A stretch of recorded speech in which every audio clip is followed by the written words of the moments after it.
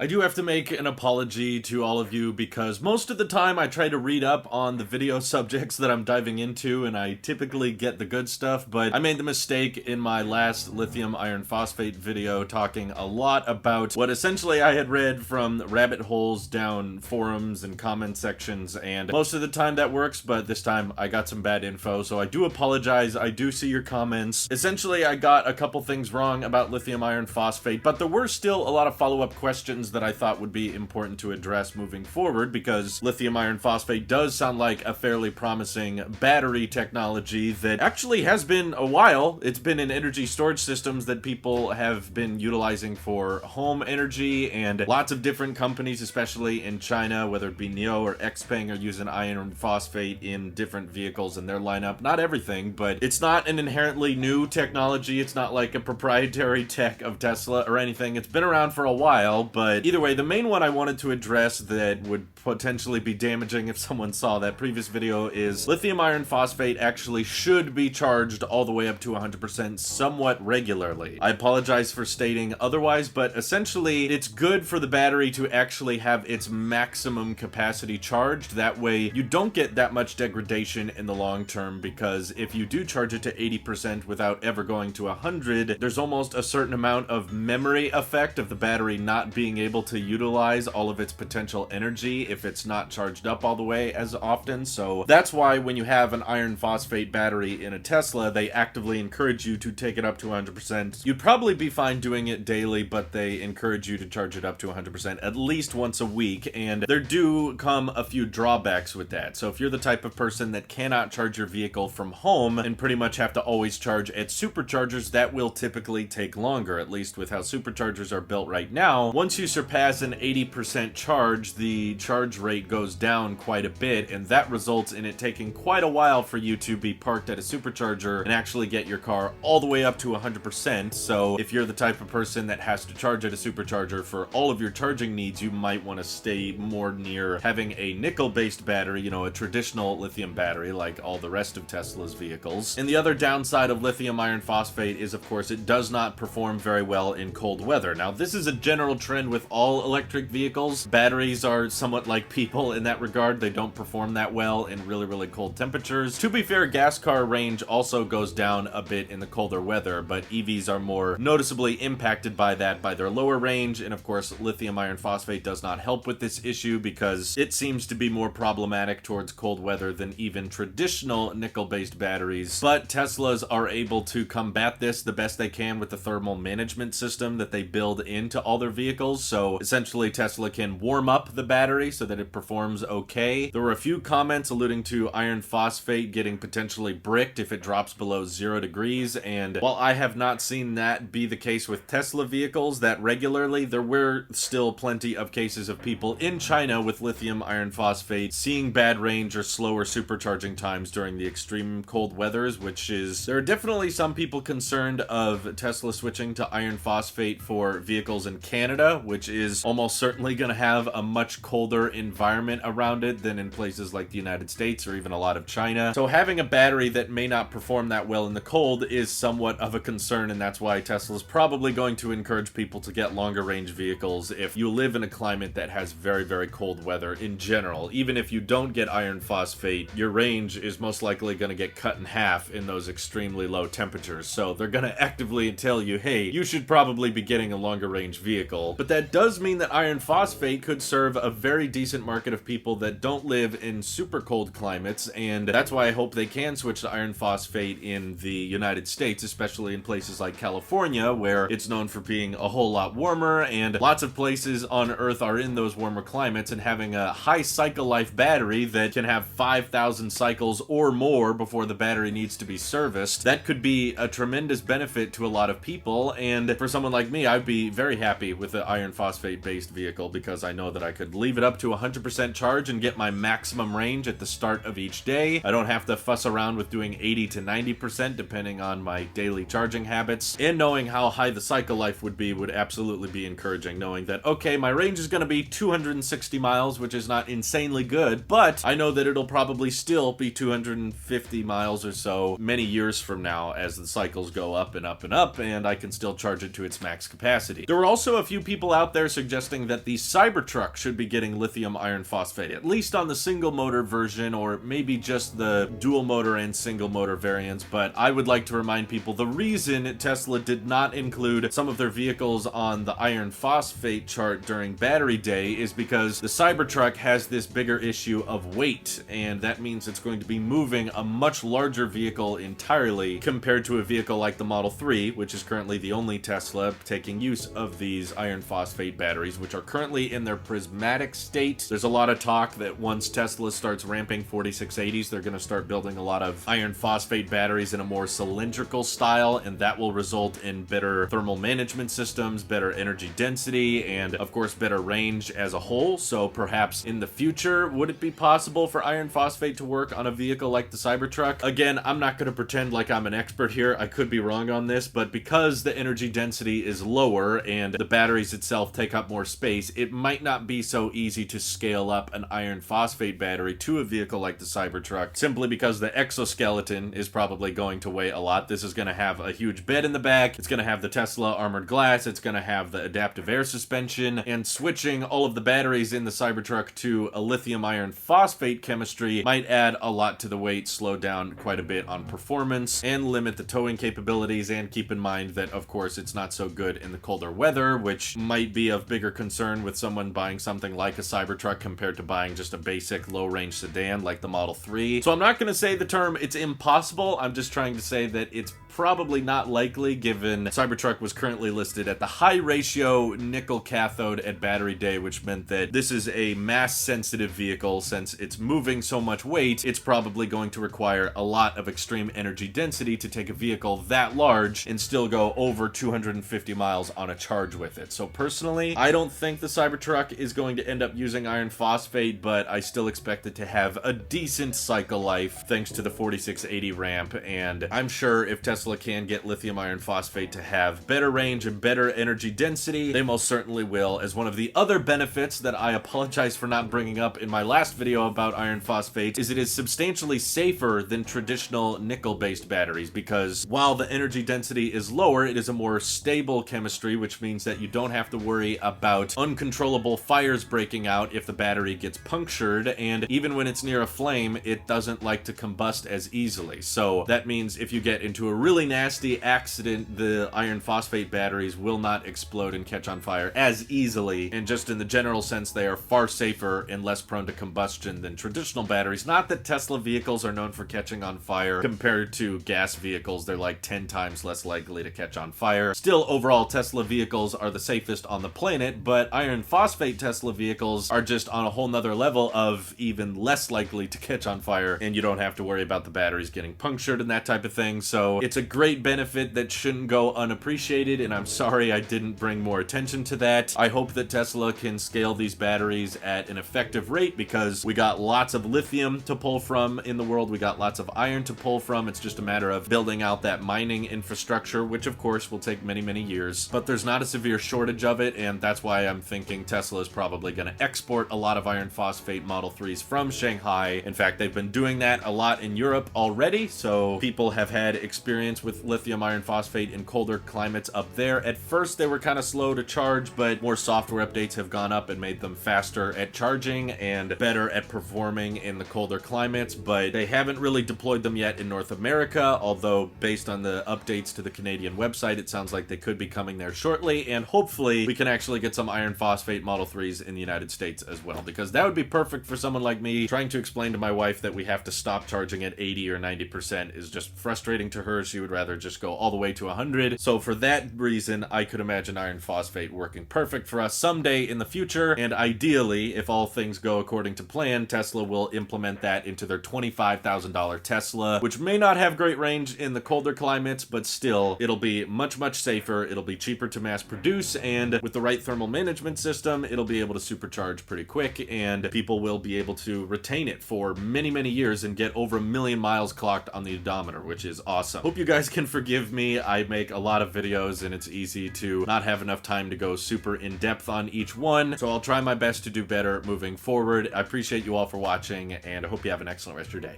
Take care.